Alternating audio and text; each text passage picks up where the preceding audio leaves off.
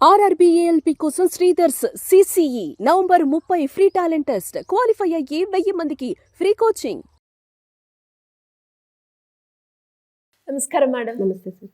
చాలా మంది దగ్గర డబ్బులు వస్తున్నాయి, ఎలా అయితే వస్తున్నాయో అలానే పోతున్నాయి అని చెప్తూ ఉంటారు. అండ్ ఇక్కడ డబ్బు అస్సలు నిలవట్లేదు, ఖర్చులు బాగా అయిపోతున్నాయి. వచ్చిన డబ్బు పెరిగింది అని సంతోషించేలోగానే ఆ పెరిగిన డబ్బుకి కాస్త ఖర్చులు కూడా అలానే ఉంటున్నాయి. అసలు ఒక్క రూపాయి కూడా మా దగ్గర ఉండట్లేదు అని అనుకునే వాళ్ళు చాలామంది ఉంటారు. అలా ఎందుకు జరుగుతుందంటారు మేడం? కొంతమంది ఎలా సాటిస్ఫై అవుతామంటే, అవసరానికి డబ్బు వస్తుంది కదా, పర్వాలేదులే అనుకునే వాళ్ళు చాలామంది ఉంటారు. అంటే డబ్బు మీద ఒక క్లారిటీ లేకుండా ఉంటారు. అవసరానికి వచ్చింది కదా డబ్బు, సర్లే దాచడం సంగతి తర్వాత అనేటటువంటి ఒక థాట్ ప్రాసెస్లో ఉంటారు. మెయిన్గా ఏంటంటే, మనకి ఎప్పుడన్నా కష్టం వచ్చినప్పుడు ఎవరు సహాయం చేయరు. ఎవరినైనా వెళ్ళి ఒక ₹1,00,000 ఇవ్వండి అన్నారనుకో, ఎందుకు ఇస్తారు? ఇవ్వరు. ఏదో మనం వడ్డీకి తీసుకుంటేనో లేకపోతే ఇంకోటి ఏదో తీసుకుంటేనే తప్ప మనకైతే ఫ్రీగా అయితే ఎవరెవరు. అదే డబ్బుని మనం కొంచెం పొదుపుగా వాడుకున్నట్లయితే, అంటే పొదుపు అనేది మనం స్టార్ట్ చేసినప్పుడు డబ్బు దగ్గర డబ్బుని జాగ్రత్తగా, మర్యాదపూర్వకంగా, ప్రేమపూర్వకంగా మనం ఖర్చు పెట్టినప్పుడు, అంటే ఖర్చు పెట్టాలి, అలాగే బిసైడ్స్ దట్ మన ఆపద సమయంలో ఆదుకునే విధంగా దానిని పొదుపు చేయాలి.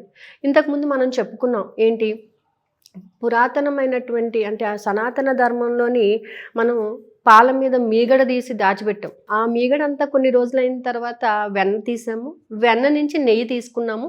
అంటే ఏం చేసాము, అక్కడ ఒక లిటిల్ బిట్ ఆఫ్ మీగడని కొన్ని రోజులు మనం స్టోర్ చేయడం వలన అది వెన్న వచ్చింది మనకి. వెన్న నుంచి నెయ్యి తీసుకున్నాం, అంటే తర్వాత రోజులకి ఉపయోగపడుతుంది. ఈ రోజు తీసుకున్న పాలు తర్వాత రోజులకి మనకు ఉపయోగపడుతుంది. పెరుగులాగా రెండో రోజు ఉపయోగపడుతుంది. మీగడ రూపంలో, వెన్న రూపంలో, నెయ్యి రూపంలో వారం, నెల రోజుల తర్వాత కూడా ఉపయోగపడుతుంది. అలాంటప్పుడు మనం దానిని అంత భద్రపరిచినప్పుడు ఇవాళ మన దగ్గరకు వచ్చిన డబ్బుని మనం ఎందుకు దాచకూడదు? దాచాలి అనేటటువంటి ఆలోచన ఎందుకు రాదు? మనకు ఎంతన్నా రానివ్వండి, ఇవాళ 10,000 వచ్చిందా, ₹1,00,000 వచ్చిందా, ₹100 వచ్చిందా, దాంట్లో ₹10 పక్కన పెట్టండి, ఒక 10% పక్కన పెట్టండి. 10% పెడితే మా ఖర్చులు చాలా ఎక్కువ ఉన్నాయి, అట్లీస్ట్ 2% ఆర్ 1% పక్కన పెట్టండి చాలు. ఈ 1% పక్కన పెట్టిన లిటిల్ బిట్టే కదా, ₹100లో 1% ఎంత అవుతుంది? ఆ ₹1 కాస్త నువ్వు నెల మొత్తంలోని, అంటే నీ దగ్గరికి ₹100 వచ్చిన ప్రతిసారి నువ్వు ఒక రూపాయి పక్కన పెట్టినప్పుడు ఏమవుతుంది, ఒక 10 రోజుల తర్వాత అది నీకు ఒక ₹100 కింద తయారవ్వచ్చు. అంటే నీ ఖర్చుకు అది ఉపయోగపడుతుందా? ఈరోజు నువ్వు దాచినటువంటి ఈ డబ్బుని నీకు మరొకసారి ఉపయోగపడుతుంది. ఇలాగా ఏంటంటే, మనం వచ్చినటువంటి డబ్బును ఎంతో కొంత సేవింగ్ అనేది మనం పెట్టుకోకపోతే ఆపద సమయంలో వేరే ఒకరి దగ్గర చేయి చాచాల్సి వస్తుంది. చేయి చాచడానికి మొహమాట పడే వాళ్ళు ఉన్నారు, చేయి చాచినా ఇవ్వని వాళ్ళు ఉన్నారు. అందుకోసం మళ్ళీ మనం అప్పు చేయాల్సిన పరిస్థితి ఉంది. ఈ ఖర్చులు చాలా ఉన్నాయి, ఖర్చులు ఉన్నాయి, లేవు అని అనటం లేదు. బట్ వచ్చిన దాంట్లో మాత్రం ఎంతో కొంత సేవింగ్ అనేది మనం పక్కన పెట్టాలి. దీనిని తీయకూడదు. ఇంకా ఇది నేను సేవ్ చేసుకున్న డబ్బులు మర్చిపోండి ఇంకా దానికోసం. అంటే మనకి వచ్చిన దాంట్లో ఒక పర్సంటేజ్ పక్కన పెట్టేసి మిగిలింది మాత్రమే మనకు వచ్చింది అని మనం అనుకున్నప్పుడు, అప్పుడు చాలామంది ఏమనుకుంటారంటే, ఖర్చు పెట్టగా మిగిలింది దాద్దాము, అది తప్పు. దాచిన తర్వాత మిగిలింది ఖర్చు పెడదాము అనుకునేది కరెక్ట్ ప్రాసెస్. అంతే తప్ప మనకి ఇవాళ అమౌంట్ వచ్చింది కదా, ముందు ఖర్చు పెట్టేసుకుని మన ఖర్చు అంతా పోయిన తర్వాత ఎంతో కొంత మిగిలింటే ఏం మిగలదు, వెనకాల ఇంకా అప్పే అవుతుంది. బట్ ఇవాళ నీకు వచ్చిన దాంట్లో ఒక 10,000 వచ్చిందా, ఒక ₹1,000 ఫస్ట్ పక్కన పెట్టేసి 9,000లోనే ఖర్చు పెట్టు. అప్పుడు ఏమవుతుందంటే, మనీ మీద ఒక డిసిప్లిన్ అనేది అలవాటు పడుతుంది. ఆ డిసిప్లిన్లో మనం ఎప్పుడైతే వెళ్తామో మనీ మీద మనకు ఒక క్లారిటీ ఉంటుంది, ఎంత ఖర్చు పెట్టాలి, అవగాహన అనేది ఉంటుంది, దేనికి ఖర్చు పెడుతున్నాము, ఎలా ఖర్చు పెడుతున్నాము అనేది మనకు క్లారిటీ ఉంటుంది. అలాగే ఖర్చులు కూడా తక్కువ చేసుకుంటాం మనం. రేపనే రోజు నువ్వు ఎవరిని అడగకుండా ఈ డబ్బు ఏదైతే నువ్వు సేవ్ చేసావో ఆ డబ్బు నీకు ఖచ్చితంగా ఉపయోగపడుతుంది అనమాట. సో అంటే ఒకరి దగ్గర చేయి చాచకుండా డబ్బును ఉపయోగించుకోవడానికి ఇది ఒక ప్రాసెస్. అలాగే ఇంకొకటి ఏంటంటే, మరీ మనకు పీకల మీదకి అవసరం వచ్చింది అని అంటే తీసుకున్నామంటే అది వేరే విషయం అది.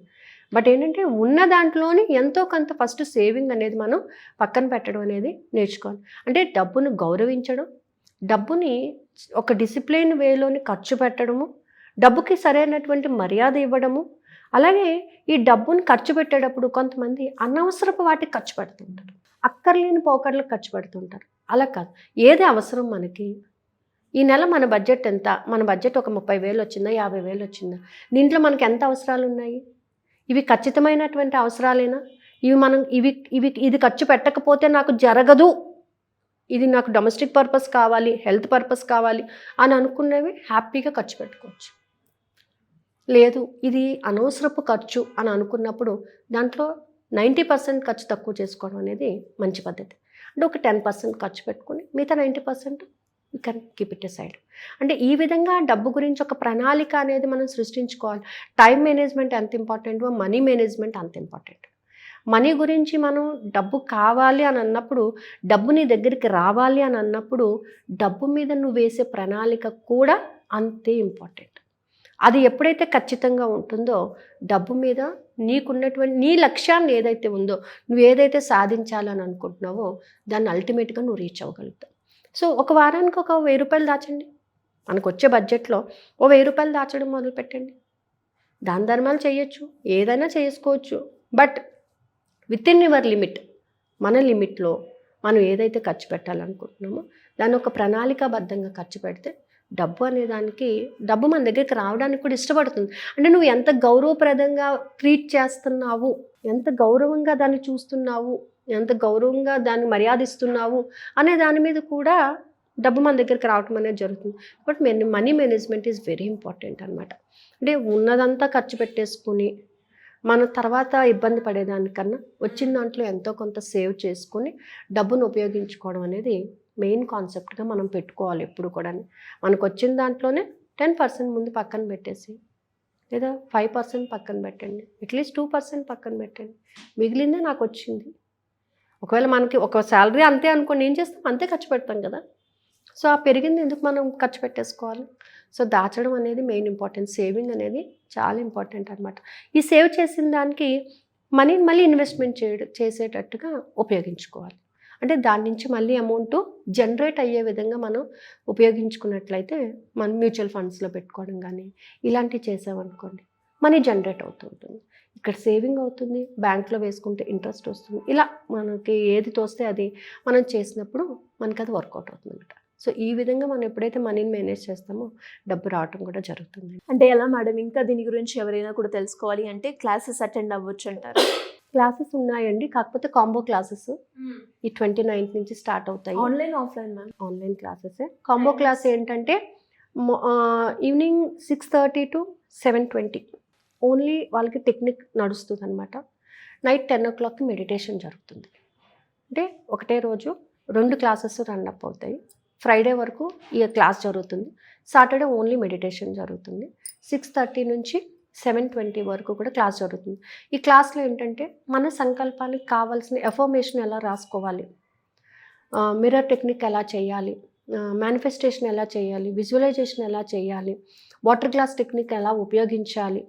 సో ఇవి మాత్రమే కాకుండా మన మైండ్ సెట్ని మనం ఎలాగ మౌల్డ్ చేసుకోవాలి, మనల్ని మనం ఎలా తెలుసుకోవాలి, మనలో పాజిటివిటీస్ని ఎలా బిల్డ్ చేసుకోవాలి.